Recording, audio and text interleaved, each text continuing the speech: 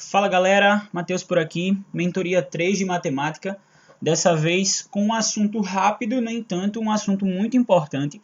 Matheus, ele é cobrado, esses 3 assuntos aí que eu estou vendo na minha tela, razão, proporção e porcentagem, são cobrados diretamente no Enem? Sim e não. Sim, já houveram edições em que o Enem cobrou questões e vocês vão ver aqui pelo menos um exemplo em que o Enem ele trouxe uma questão de aplicação direta desses conceitos, mas muitas vezes esses conceitos eles vêm aí maquiados ou vêm inseridos dentro de outros contextos, não só na matemática, como na física, na química. Vocês sempre vão estar utilizando aí os conceitos de razão, proporção e porcentagem. A ideia é que essa seja uma aula bem rápida, mas que vocês posteriormente possam tirar dúvidas com a gente e possam complementar, né? É de suma importância que vocês, a cada aula, consigam complementar o aprendizado de vocês através da resolução de exercícios, vão surgindo as dúvidas, busca mais conteúdo, fala com a gente, e é isso aí. Então, o que é que a gente vai ver na aula de hoje? Na aula de hoje, a gente tem o que é a definição de razão, algumas aplicações desse conceito de razão, tanto na química quanto na geografia, a definição aí formal de proporção, algumas propriedades interessantes para se saber de proporção, e, por último, mas não menos importante, a gente vai falar de porcentagem. Então, sem mais delongas, vamos lá. Razão aí, portanto, o que seria razão? No termo popular, a razão é uma divisão. É expressa ali numa forma de fração, como vocês estão vendo aqui, com o cursor na forma de fração. E essa barrinha aqui nada mais é do que uma divisão. Então, a razão é uma divisão, mas ela vai além disso. A razão, ela é o quê? Uma comparação relativa entre duas grandezas. Então, quando eu digo que eu quero a razão entre duas grandezas, seja essas grandezas de natureza física, de natureza química, tanto faz. A razão entre duas grandezas é sempre uma comparação relativa entre as duas. Comparando quem? Comparando sempre a primeira grandeza com a segunda. E aí, por exemplo, a gente tem, se a área de um retângulo mede 300 cm² e a área de outro retângulo mede 210 cm², quando a gente faz a razão das áreas, 210 por 300, simplificando é 7 sobre 10, que é igual a 0,7. Portanto, esse 0,7 na razão, ele tem um significado. A gente está calculando quanto a área menor representa da maior. E aí já guarda que a área menor representa, no nosso caso aqui, 0,7 ou 70%. Mateus, por que 0,7 deu, exatamente 70%? A gente vai ver já já. Guarda aí essa dúvida. Beleza? Então, a razão é uma divisão, quando a gente trata aí de operações matemáticas, mas vai além, ela tem um significado, é uma comparação entre duas grandezas, sempre comparando a primeira grandeza com a segunda. Veja que eu coloquei a área menor aqui no numerador, coloquei ela primeiro, portanto, eu estou analisando quanto a área menor representa da maior. O enfoque está sobre a primeira grandeza, a área menor. Definição formal, mais matemática, é que dados dois números reais A e B, com B diferente de zero, não pode haver indeterminação, então eu não posso dividir por zero. Chamamos a razão de A e B ao quociente, né? A dividido por B, e isso dá uma determinada constante, com esse K aí sendo um número real, beleza? E aí, ao numerador, ou seja, a parte que fica em cima na fração, ao numerador, a gente dá o nome de antecedente, e ao denominador, a gente dá o nome de consequente, e a gente lê isso aqui assim, A está para B, certo? Isso vai ser muito útil em outros conceitos, quando a gente vê lá, por exemplo, semelhança de triângulos, né? A gente sempre diz que uma grandeza está para a outra. Isso é uma forma de ler essa razão, dizendo A está para B, beleza? E aí, como a gente já tinha visto, essa razão K, que eu estou chamando de K aqui, é o valor do número A, a primeira grandeza, quando comparado ao número B, tomando-o como unidade. Tudo bem? Beleza. E aí vem o primeiro exemplo para a gente fixar o conteúdo. E aí diz o seguinte a questão. Uma escola tem 1.200 metros quadrados de área construída e 3.000 metros quadrados de área livre. A razão da área construída para a área livre é ver que a ordem aqui importa, certo? Então ele quer a razão da área construída para a área livre. Primeiro pausa esse vídeo e aí tenta resolver você, depois volta que a gente faz a solução. Resolveu? Beleza. Então a solução, a razão nada mais é do que essa divisão, né, esse quociente A sobre B, No caso, ele deu o A como sendo a área construída e o B como sendo a área livre. 1.200 por 3.000, simplificando isso, dá 2 sobre 5. Mais uma vez, trazendo para a noção, vai prestando atenção que essa fração, eu sempre estou representando aqui de duas formas, né? Além da fração, é o decimal, 0,4, ou a porcentagem. A gente vai falar dos dois já já. Então, a gente, como sempre, está dando um enfoque na primeira grandeza. Então, a área construída representa aí 40% ou 2/5 da área livre. Beleza? E aí, algumas aplicações. Esse conceito de razão é um conceito muito amplo. Eu vou mostrar aqui duas aplicações, mas só porque o intuito dessa aula não é ser uma aula grande, uma aula gigantesca, é para ser uma aula mais direta, mais objetiva, mas é interessante que você veja que a razão ela está presente aí na interdisciplinaridade em outras disciplinas, e isso é muito importante para o Enem, né? O Enem ele gosta de trazer essa ideia de que as disciplinas elas não são sozinhas, né? As disciplinas elas estão sempre ali interligadas, então o conceito de matemática pode sim ser aplicado em geografia, pode sim ser aplicado em biologia, em coisas até que você acha que não vai ser, mas ele pode ser aplicado. E aí a primeira aplicação é o conceito de escala, quando a gente está lá produzindo mapas, ó, as distâncias que a gente representa, elas são sempre menores do que as distâncias reais, menores ou iguais, claro. E aí a escala, ela é uma razão. Qual é essa razão que determina a escala? É a medida dessa distância no mapa sobre a medida real, ambos na mesma unidade de medida. Isso é muito importante. E as duas aplicações que eu fiz questão de colocar aqui é justamente para salientar que eu faço a razão só, ou se e somente se, as duas grandezas que eu estou fazendo essa razão, que eu estou comparando essas grandezas, elas estiverem na mesma unidade de medida. E aí, ó, um exemplo para você ver como é que essa escala, ela se dá, essa medida no mapa sobre essa medida real. E aí diz assim a questão: a escala da planta de um terreno na qual o comprimento de 60 metros foi representado por um segmento de 3 centímetros é... E aí tem aí algumas razões, lembrando, né, esses dois pontinhos também são representativos da razão, eles vão aparecer um pouquinho mais para lá quando a gente falar de proporção já já. E aí, pausa esse vídeo e tenta fazer. Tentou? Vamos comigo.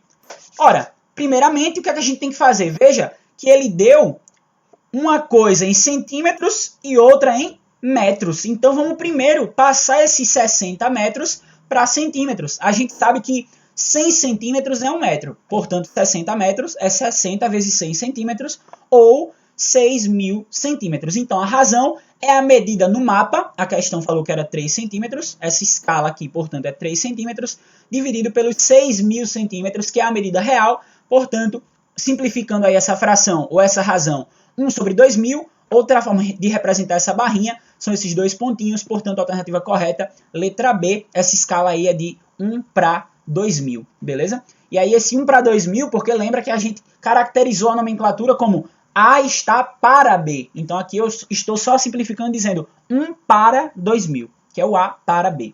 Tranquilo até aí? Segunda aplicação, trazendo aí mais um pouquinho para a química. Poderia ter na física também? Poderia, né? A velocidade é um caso claro de uma razão, né?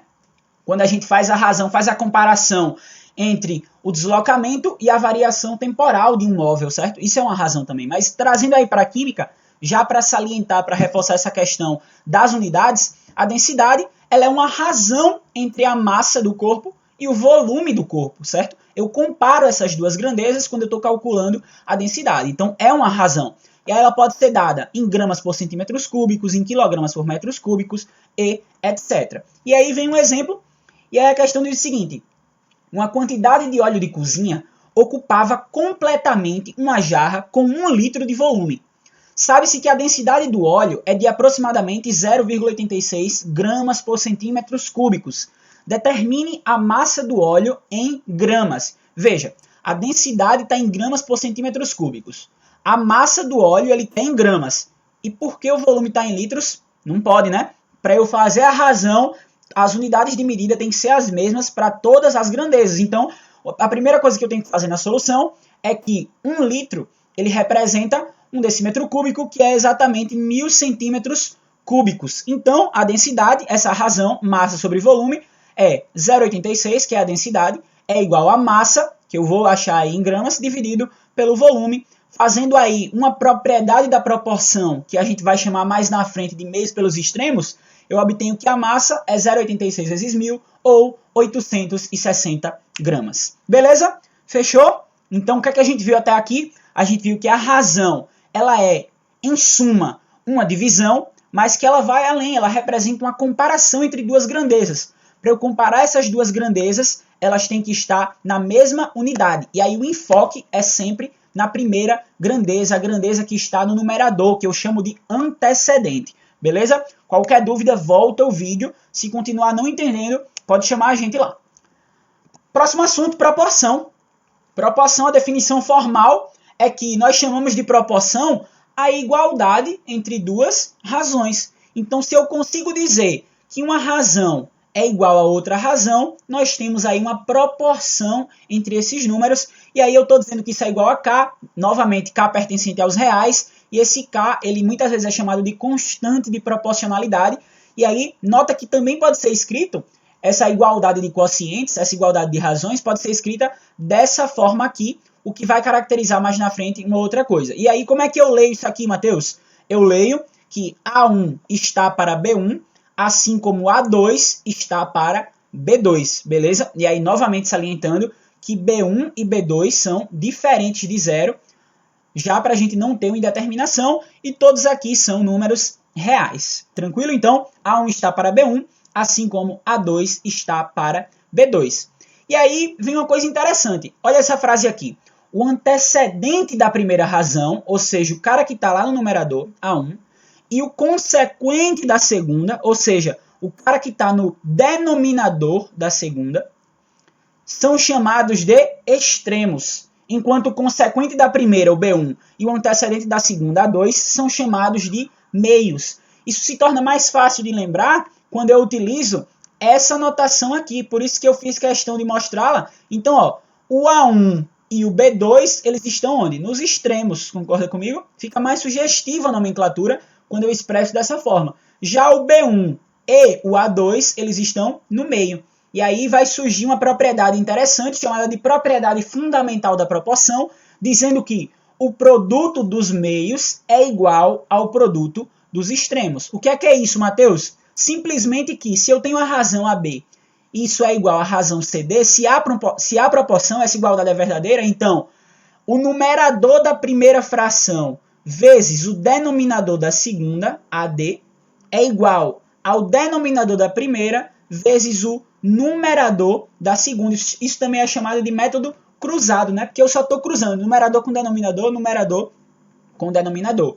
Então, eu digo que isso é a propriedade fundamental, chamada que o produto dos meios é igual ao produto dos extremos. E aí, só uma curiosidade, né? Pela comutatividade, do produto, não importa a ordem que eu escreva, eu consigo aí vários jeitos de escrever essas mesmas razões, essa mesma igualdade de razões. Veja que se você fizer aqui para cada um desses meios aqui, desses modos de escrita, sempre a igualdade vai ser que BC é igual a AD, beleza? Por quê? Porque o produto dos meios pelos extremos, pela comutatividade do produto, é sempre o mesmo. Tranquilo até aí? Então, proporção, até então que a gente viu aqui, proporção, ela é o quê? É uma igualdade de duas razões, e aí eu leio que A1 está para B1, assim como A2 está para B2. Se essa proporção é válida, se ela existe, então o produto dos meios é igual ao produto dos extremos. Mateus, qual é a aplicação? Onde é que eu vejo a aplicação?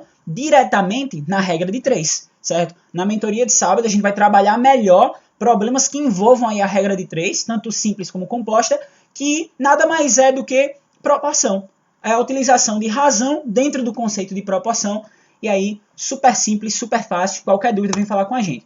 E aí, caiu no Enem, Matheus? Caiu, né? Como eu disse no início, o Enem ele já cobrou, se eu não me engano, esse é o Enem 2012, o Enem ele já cobrou esse assunto diretamente. E aí, vamos à questão. Em virtude da demanda crescente de economia de água, equipamentos e utensílios, como, por exemplo, as bacias sanitárias ecológicas, que utilizam 6 litros de água por descarga, em vez dos 15 litros utilizados por bacias sanitárias não ecológicas, conforme dados da ABNT. E ele diz o seguinte: qual será a economia diária de água obtida por meio da substituição de uma bacia sanitária não ecológica que gasta cerca de 60 litros por dia com a descarga por uma bacia ecológica. Pausa, tenta fazer, isso é pura proporção, pura razão. Conseguiu fazer? Vamos lá, vem comigo, vamos ver se está certo, vamos ver o gabarito dessa questão. Ora, perceba que, se eu utilizar aqui uma razão, o que é uma razão é a comparação entre as variáveis. Eu vou ter que a minha bacia sanitária não ecológica, ela utiliza 15 litros por descarga e, ao mesmo tempo, ela gasta 60 litros por dia. Portanto, eu posso dizer que a proporção ou a razão entre essas duas grandezas é que 15 está para 60. Sim ou não? Porque 15 litros por descarga e 60 litros por dia.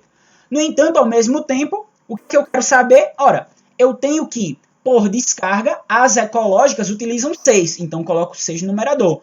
Tá, e quanto elas gastam por dia? Não sei. 6, então, está para X. E aí, os conceitos de proporção, utilizando a propriedade fundamental da proporção, de que o produto dos meios é igual ao produto dos extremos, 15x é igual a 360. E, portanto, x é igual a 24 litros. O que é que ele perguntou? Ele perguntou qual será a economia diária se eu optar por uma bacia sanitária ecológica. Ora, a não ecológica gasta 60. A gente acabou de ver que a ecológica por dia vai gastar 24. A economia nada mais é do que a diferença entre esses dois valores, portanto, uma economia de 36 litros. A alternativa correta é a letra B. Difícil? Não. Se tiver com dúvida, fala com a gente. Beleza até aí? Beleza. Beleza demais. Chegamos ao nosso último conteúdo. Galera, se estiver correndo, volta o vídeo. Se não entendeu, pode perguntar. Mas a ideia é que essa aula ela seja realmente mais direta. Então, eu estou aqui andando um pouquinho mais rápido, até suprimindo alguns conceitos mais teóricos, para que vocês sejam objetivos. Afinal de contas, essa já é a terceira semana. Já já o Enem chega, né? Já já o Enem chega. Então, beleza. Porcentagem, assunto de extrema importância. Matheus, como é que porcentagem ele vai ser cobrado, vai ser exigido, como para mim, no Enem? Principalmente quando se trata de matemática financeira, tá?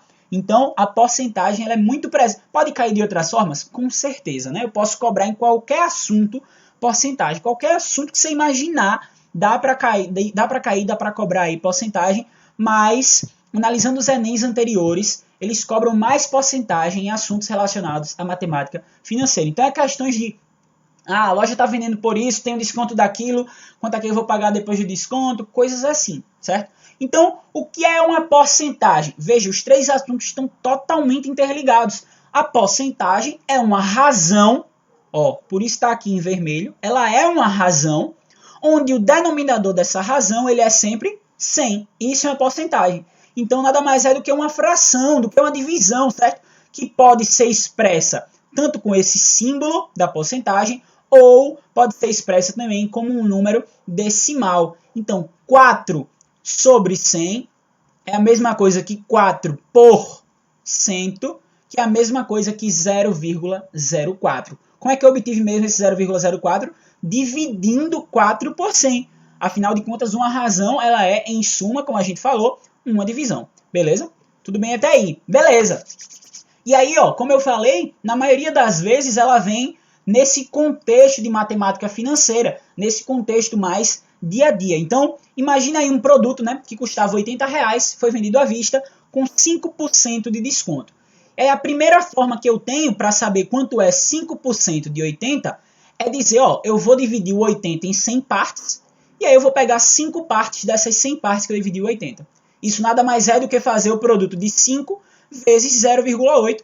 Isso me daria aí um valor de desconto de R$4. Matheus, tem outro jeito? Sim, e é até mais simples para a gente falar de porcentagem esse outro jeito. Eu posso calcular a porcentagem dizendo assim, 5% de 80, 5% pode ser representado como mesmo? Pode ser representado por uma razão. Que razão é essa? É 5 sobre 100. É 5 sobre 100 vezes o 80. Tranquilo até aí? Isso nada mais é do que o decimal, 5 sobre 100 é 0,05 vezes 80, eu acho os mesmos R$4. Portanto, eu consigo concluir que se eu quero, A porcento de um número X, nada mais é do que eu fazer o produto da razão A sobre 100 e multiplicar, daí o produto pelo número x. Novamente, repetindo, se eu quero A%, no nosso caso aqui foi 5 esse A, né? Então, e o x aí foi 80. Portanto, se eu quero A% de x, é A sobre 100 vezes x. Tranquilo até aí? Mateus, essa ideia aí de porcentagem, tem como eu encaixar? Porque você já mostrou que está totalmente interligado com razão. Mas e com proporção? Porcentagem também é uma proporção? Com certeza é. Tá aí, ó. Como proporção, a gente poderia dizer assim, ó, que o total representa 100%. Ora, dada uma determinada porcentagem que eu quero descobrir, 5%, representa quanto? X. Ó, uma proporção formada, eu vou utilizar o que eu chamo aqui de regra de 3 simples, que nada mais é, com outro nome, com o nome que a gente viu aqui na aula, do que a propriedade fundamental da proporção. Portanto, o produto dos meios é igual ao produto dos extremos. E, portanto, 100x é igual a 80 vezes 5. Eu obtenho x igual a R$4. Então, porcentagem, revisando como a gente fez para a proporção e para a razão, a porcentagem ela é uma razão cujo denominador ou cujo consequente é o número 100. Ela pode ser expressa com o símbolo de porcentagem ou pode ser expressa na forma decimal. E aí, quando eu quero a porcentagem de um determinado número, o que é que eu faço? Eu pego o produto entre essa razão e o número que eu estou querendo saber, essa porcentagem. Beleza, galera? Mateus, caiu no Enem assim como proporção? Com certeza, mas aí eu não vou dar spoiler para vocês do que caiu do Enem sobre porcentagem, porque senão a gente fica sem ter o que apresentar na mentoria 3 de matemática, que ocorre sábado. E aí também aproveitando para lembrar do nosso aulão, quinta-feira. A gente tem um aulão a partir das 7 horas, ao vivo no Google Meet, tratando aí de todos os assuntos de matemática, de física e de química, que a gente já deu aí ao longo dessas semanas. Então, te espero na mentoria de sábado, mentoria 3 de matemática, além de razão, proporção e porcentagem. Vai ter o conteúdo que o Carlos vai estar ministrando para vocês também. Com certeza vocês já assistiram essa aula fenomenal do nosso parceiro Carlos. Então é isso, galera. Razão, proporção e porcentagem. Foi a mentoria 3 de matemática. Experimenta, papai.